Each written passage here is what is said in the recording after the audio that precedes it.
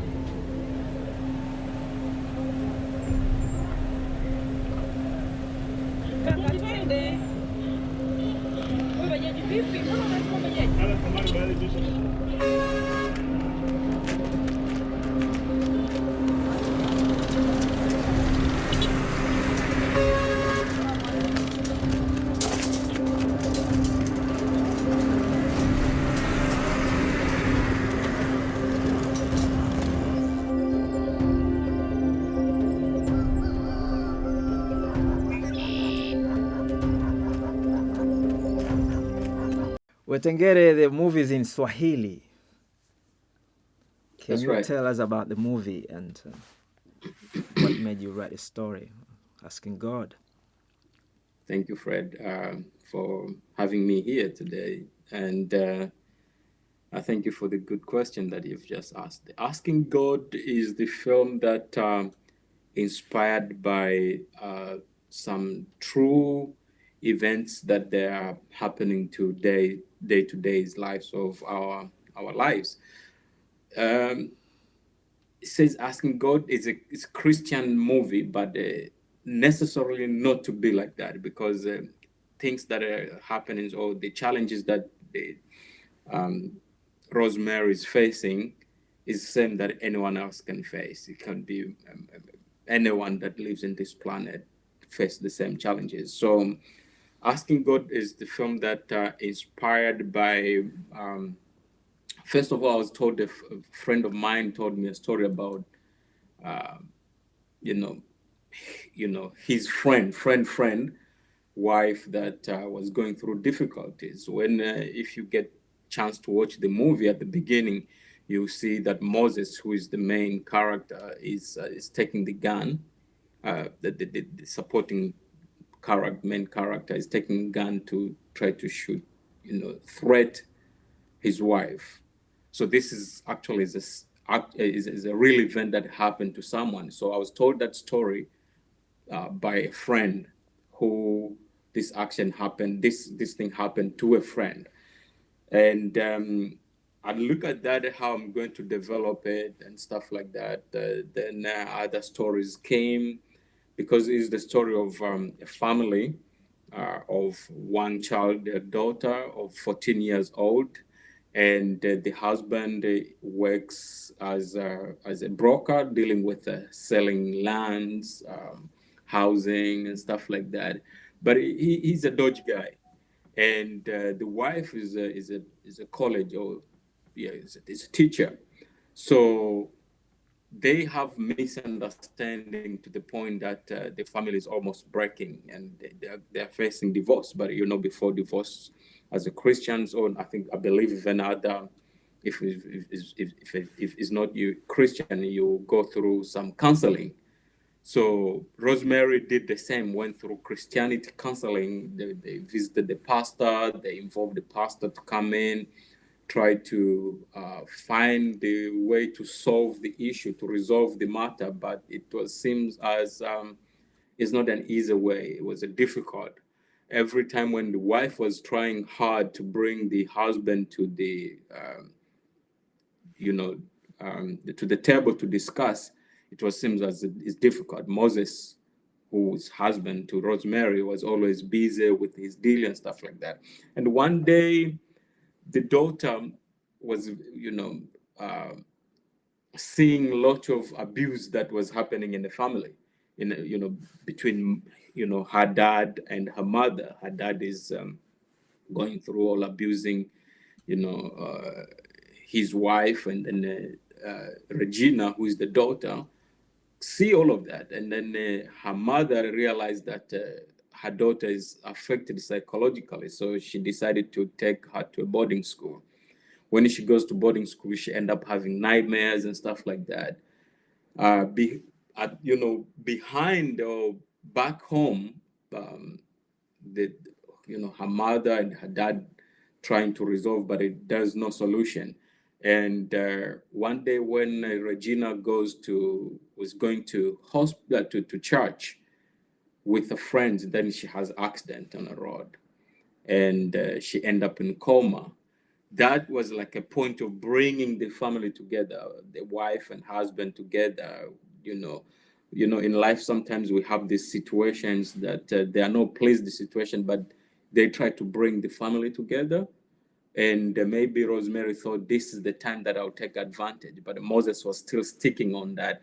So it was like they come together, they go apart. They come together, they go apart. It was on and off, trying to resolve. And then the sad thing is, Regina, she ended up in coma, and then she dies. Wetengere, we don't want to have spoilers. Spoilers. We don't want to tell the Uh-huh. whole Uh-huh. film to, Yeah. otherwise they're gonna Yeah. want to watch it. I see. So, so we have a story of family. We have a Yeah. story of a religion. There's a religious aspect, and there's Hmm. corruption as well. So it's all these Yes, it things is. you mix them together in a very simple story of a family. So, but the focus is on relationship between a man and his wife and his child. That's correct. And the Yes. first scene we see is when the child had an accident and the mother is rushing to the hospital, Rosemary. That's correct. Yeah. Yes. How how easy or how hard was it to make all this, and your best, how easy was it to make it happen? Because you live here, you get to Tanzania, you have to do the location. Did you Mhm. get a lot of money? How did you get the funding? How did you do? Very, very good question, Fred. It was difficult. It is a difficult. Film industry is difficult, as you know, and it adds another difficult on top of it because of the distance. I'm here in UK, and the location was in Tanzania, so to coordinate all of that was not easy. And remember, bear this in mind that at the same time I was a full-time employed and was doing two jobs. I was working night and day time, and then tried to organize all of this one. I had a friend of mine, where a friend of mine is in Tanzania, still very close friend. We are the one, we work together. So I gave him the script. He read the script. I told all the things that I want for it, and then he went to look for the location, taking photos and send back because I gave him my vision. I told him what I want, what kind of location, what area I want to shoot the film, and he did that. The budget is low budget, was very low budget. Uh, Location, another issue that it came up, we had to relocate because of some issues and stuff like that. So we had first we casted, and then we recasted, and then we relocate because of the changes of location. So originally we were supposed to shoot in Mwanza, but we relocated to Ifakara, which is in Morogoro. That's where we did. So within a week, we managed to, well, not we, he managed because he was trying to convince me because I was not convinced that we can do that. So my friend Adam convinced me that we can do that. So he went to Ifakara, he got the actors, gave them the script, they read the script, and then they were rehearsing and stuff like that, he was looking for location. The difficulties was that some days we start shooting at around 4 because some location were not ready in the, for the day. So in the morning, like it was every single morning, sorry, he was get up and then go and look for the location, and then he'd give me a call. We are ready. Give all other actors, we are ready. So you can imagine the logistic of getting the actors around and then getting the location. Someday, I think it was on Sunday when we were shooting the the hospital is like the entire movie based in there. So we were given a couple of days there. But one Sunday, this was our first day of filming, we were stopped because one of the director in that hospital was not around when we were given the permission. So when he came was on Sunday, and he was informed that there was some crew here trying to shoot. They have all of these equipments. So he came in, and then he stopped us. We went to his office and then discussed, had a conversation, and asked who gave us permission. Went through all of that, and then after 45 minutes, we were given go ahead. So we went back again to the location and started filming.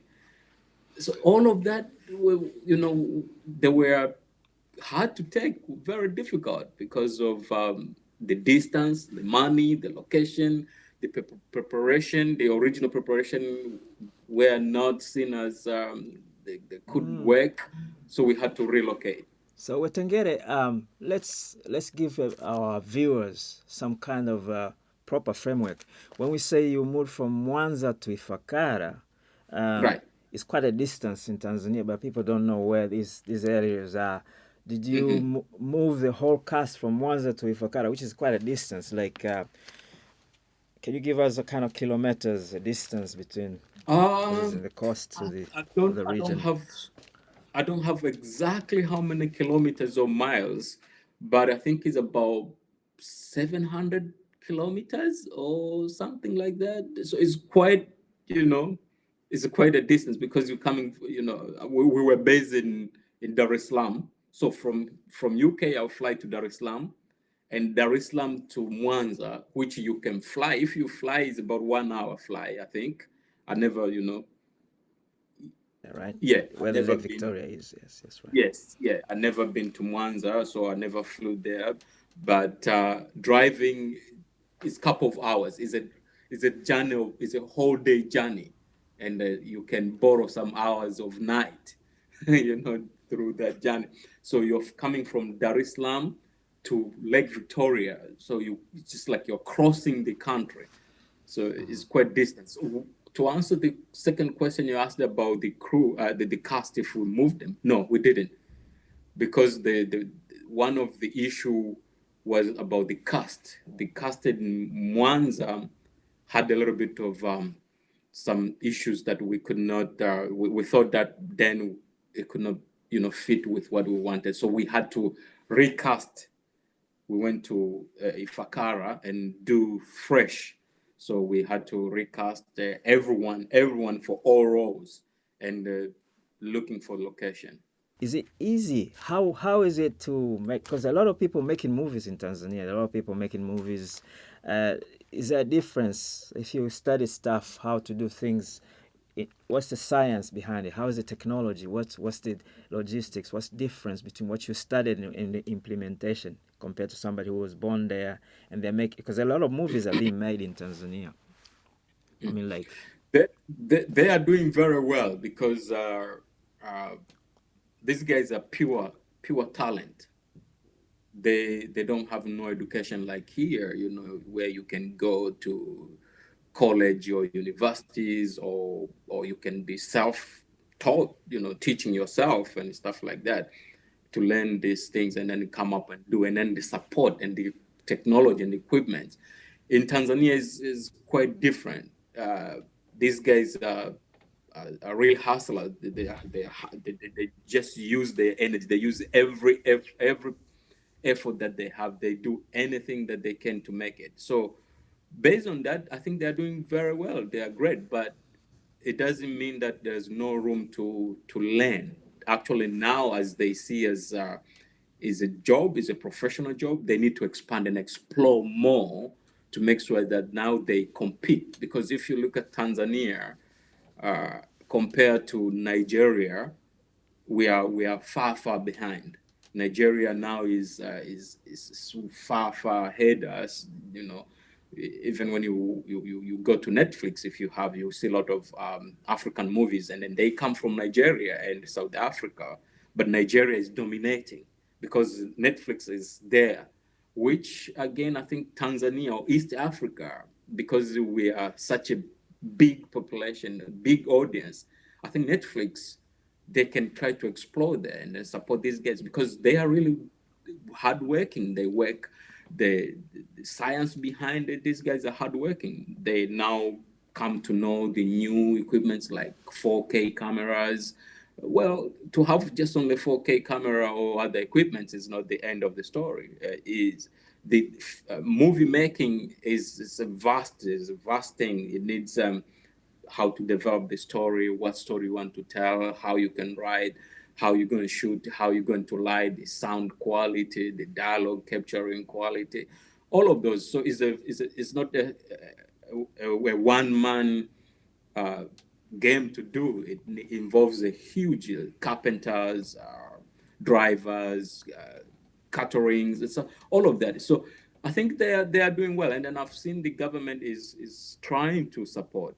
What is needed is for government to see this is a professional as the bankers, as the teachers, the engineers, the doctors. Once when they see that, when they put the laws, I think they will be doing great.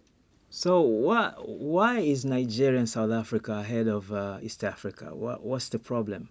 Can you elaborate a little bit on that, briefly on that? Um, I won't say much because I don't have much knowledge of that. But I think, first of all, I'll say maybe Nigeria, they were exposed early in this industry. And then they worked hard as Tanzanians does now. But what happened is opportunity. They were given opportunity. Filmmaking is not, you need to be directed to the right path, because it involves money, and the big money is not a small money. It involves professionals, all kind of that. So I think Nigeria, where they started in a hard way, and then somebody saw them, like as I say, Netflix saw that there is a potential here, and then they went to to fund. They went there to support, to give the right direction, right support that they needed, which I think even in Tanzania or East Africa, because when we talk East Africa, we talk about how many countries? About five or so. So, and all of these, they speak Swahili. It's over 200 millions of people speak Swahili. I think Netflix, if they see this one, is not just on a Netflix, I'll say maybe even Amazon Premium. If they see all of this, is a huge potential to make. Only what I find is difficult here is the difficult here is we are not given that, or we don't know what is the right direction to take. We are not exposed yet. We don't have the connection, which is most difficult. Even me that I'm here in UK, I face that. How do you get the connection to Amazon and Netflix? That's a very good question. How do you get connection? Wow. You know, you've got to just knock, try, go be crazy. There's a lot of nowadays, because of the digital era and the internet, you can try, go to Instagram, Facebook, Twitter, try, but it's not easy. You have to remember these guys are very busy people, and they're still working in some projects. So you can do all of that. You can try that effort, but you don't be disappointed that you will not get any response back, which is what I'm facing at the same, the right now. You write emails, you send tweets, or you send messages through Instagram, and then no response. But I believe one day you will get it. So yes, you can try to do that one, and then you can go through the aggregators, because for example, Netflix, you cannot work direct to Netflix. You've got to find an aggregator who is the one between you and Netflix, is the one taking your projects or your project to Netflix and pitch there. And then the Netflix will see it, get interested, and say, okay, we are interested with this. And then you take from there. I think that's what Nigeria did. The Nigerian filmmakers, they came across that with the hassle that they went through, somehow the doors were open to get the access to Netflix. And then there's the issue of language. So we have world cinema as well, because we have the Africans making movies. We have a Cameroon movie called Fisherman's Diary. We have, before that, we had the Senegalese with Simben Usman and Algerians. So with world cinema, do you see yourself as a world cinema or African cinema or Swahili cinema? What is your position? Do you see yourself, or you just want to make movies? No, it's not like I just want to make movies. Yes, as much as I can, I want to just make movies, but it's just not making movies. I want to make movies with the impact. It could be a movie that will bring impact to Tanzania, to my fellow people. It could be a movie has impact to my fellow Africans. A movie that has impact to where I live now in Europe, in UK. You have to remember now the world is becoming, it's a global village. It's just a small village that we interact each other. We need each other quite a lot, and then we have some issues, economic issues, there are social issues, all of these cultural issues. We need to make sure that we bring, and then I think the film is medium is a very powerful tool to bring all of this. It can be a very good bridge to make sure that we understand each other. Look, for example, today, what the American films has done to the world. You know, uh, it could come from the way they dress, the way they talk, the cars they drive, the food the McDonald's and stuff like that. You come to England, you get the culture that is taken by this huge medium of film. that can transport all of these things to other parts of the world, and then we come to understand each other very well. So I think I'll position myself as a world filmmaker because I'm not sticking on only one thing. If I get an interesting story that I see that it will have an interest and it will have some impact, I'll work on that. I know it's difficult because of the cultural barriers and stuff like that, but that's where it makes film interest. It makes a movie to be interest because you try to, bring all of these parties of different, elements together. So you have layers of different things together. Interesting. Very good vision. So let's go to the theme. One of the themes, the main theme of the movie is religion, the Christianity, even the title. That's correct. Yeah. That's When correct. people are asking, so how do you, because there's a big issue of Christianity in Africa. Yeah. We have the church as a big issue. We have other religions as well. But the church is quite a very powerful medium. Even some of the leaders, they have said that religion can be used to, say, cure COVID and fight the pandemic. So why did you choose Christianity to portray the theme of your movie? It's a very strong theme in the movie. I think there's a Yes, you're your right. protagonist. Absolutely right. You're absolutely right. And it's a very good question. I think for me as a Christian, right, believing in God, because you have to get a faith, you have to believe in something, right? Believe in God can make a huge difference. I'll say, for example, you might be in a situation that you're stressed, but when you know that there's a God and God will do it, you find yourself in that easy side that I know at the end of the day, God will take this. But there's a big but. God doesn't want you to pray and sit down under the tree shed and waiting for the mango to come from the top. No, while you're hungry, you've got to climb the mango tree and get the mango, right? So what we are making, what is a big mistake here as Christians, I think we do, is when we don't use the other side of uh, ability God gave to us. For example, yes, you can pray about COVID, that God take away the pandemic, God help us. But you stop there? No. You have to involve science because God is the scientist, is the top scientist in the world, or ever lived. So if God is the top scientist, because when you see in the Bible, you read the Bible stories, you see all this fascinating science that God has done. So you can involve science. You can follow the science. So Wetengere in the movie, the protagonist, the villain, Yeah. yeah, Moses Right. Mdachi. He Right. in the beginning of the story, he is not very interested. He's a villain. He's got use a gun against his own wife. He's involved in corruption, and then he goes to prison, and then there's a redemption.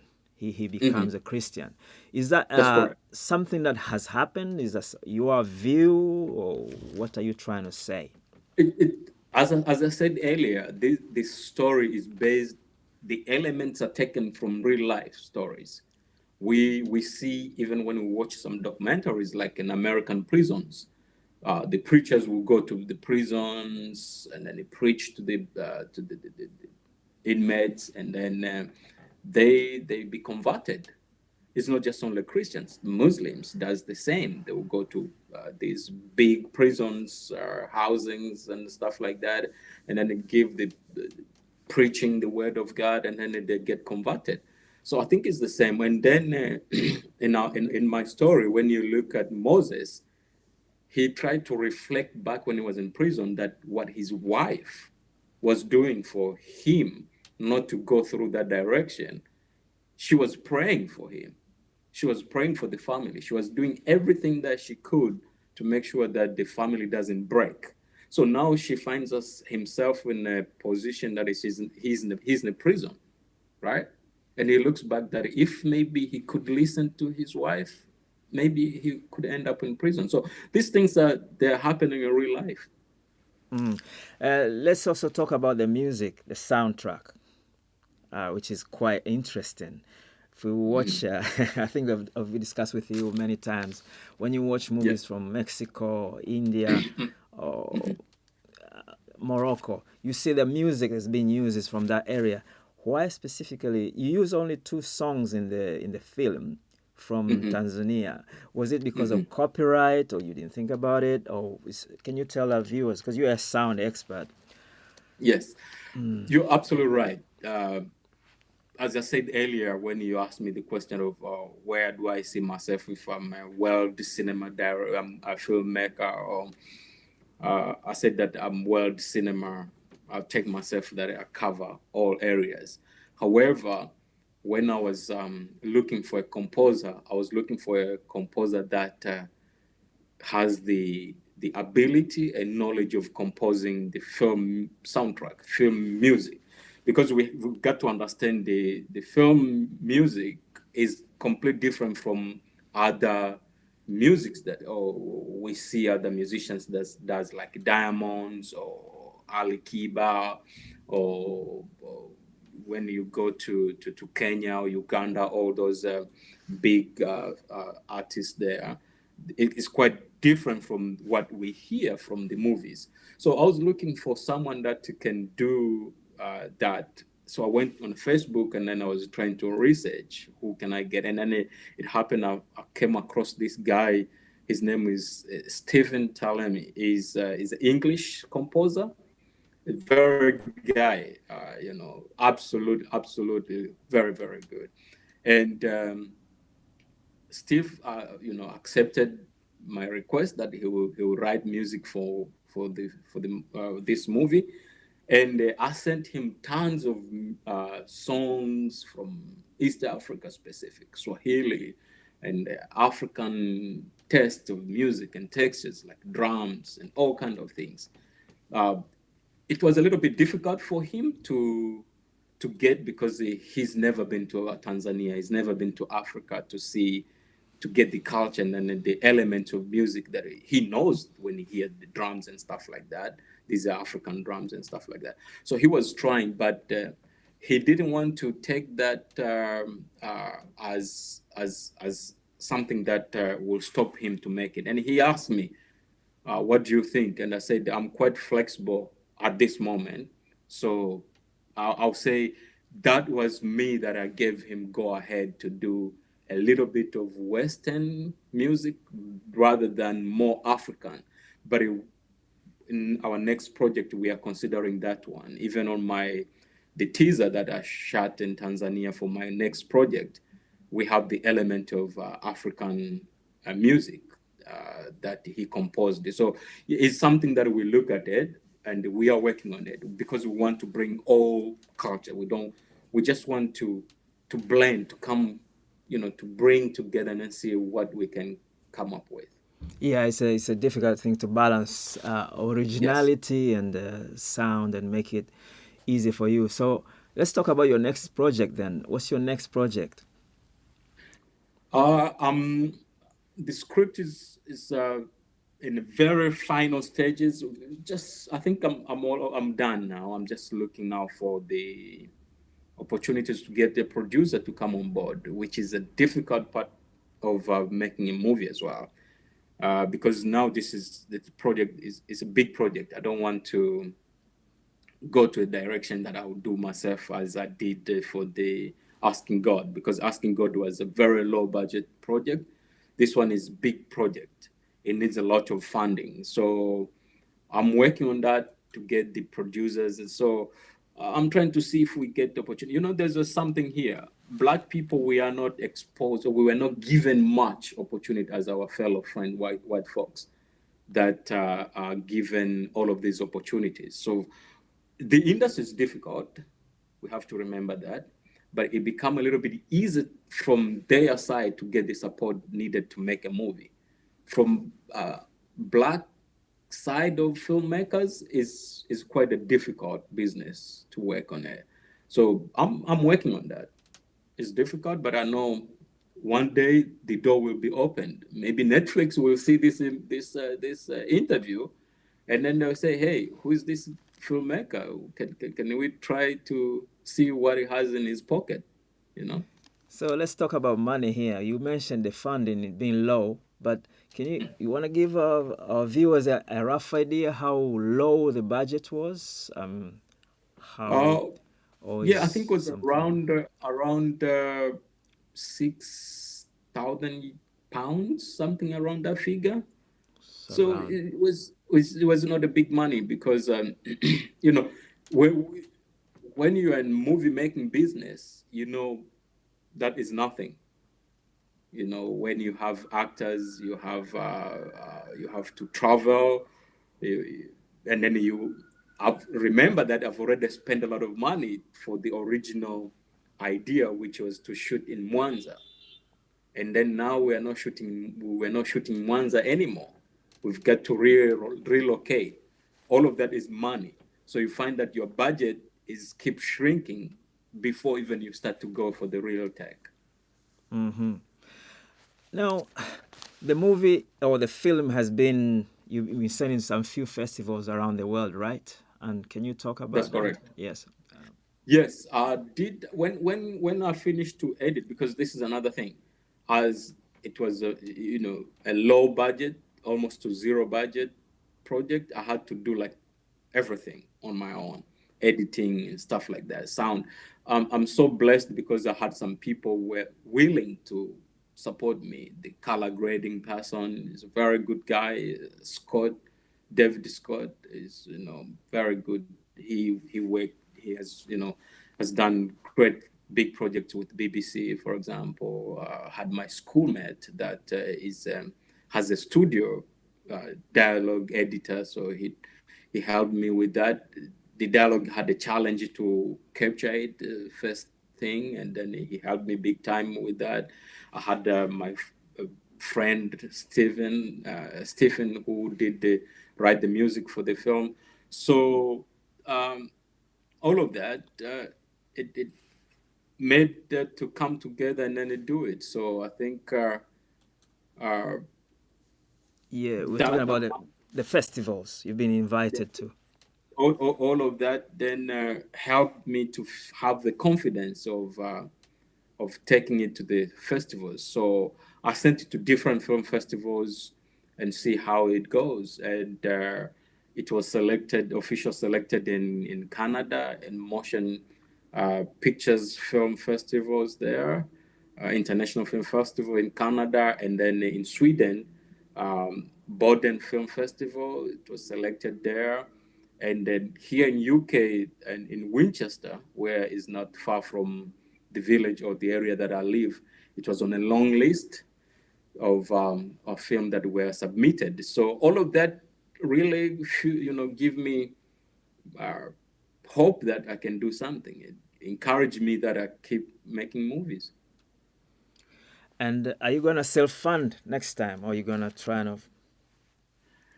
That's a very good question. I'm not looking for self fund because I don't have the money. If I had it, I've been on just right now shooting, but because I don't, because my next project script is done, is already. Because I don't have that money, I'm looking for someone to come on board to work with me. Most producers. What crazy thing here is like British Film Institute. They have funding, but the crazy thing is when you go there, you try to apply. They will tell you have to bring a producer with a track record, right? Where are you gonna get that producer with the track record? Every door you knock, they'll tell you, "Oh, we don't take an outside project. We are working on our own project." So it's difficult business, very difficult, and it's frustrating. I can imagine. For example, the other day I was on Zoom uh, forum with Sir Stephen McQueen, the director of now is a small axe that is aired on the BBC. You know, I could see when he was talking, he had some frustration. He's a black guy, very good director. But when I look at him, I say, "Wow, this guy is successful," and he still has that frustration. What about me that I'm a baby crawling? I'm just trying to crawl to make myself standing. I'm trying to hold on the chairs and the wall. and then I don't know which chair is strong that it will hold my weight and stand. So it's difficult to get that one, but I know one day it will come to pass. Mhm, inshallah. And finally, Spike Lee is famous for going with hats, asking for money during the making of Malcolm X. You remember he tried, then he went to Michael Jackson, all the celebrities to help him. Say, brothers and sisters, can you help me with it? Yeah, we can see the history. It's quite hard making movies. What about the business people in East Africa? Wouldn't they? That's a difficult, it's a difficult ask.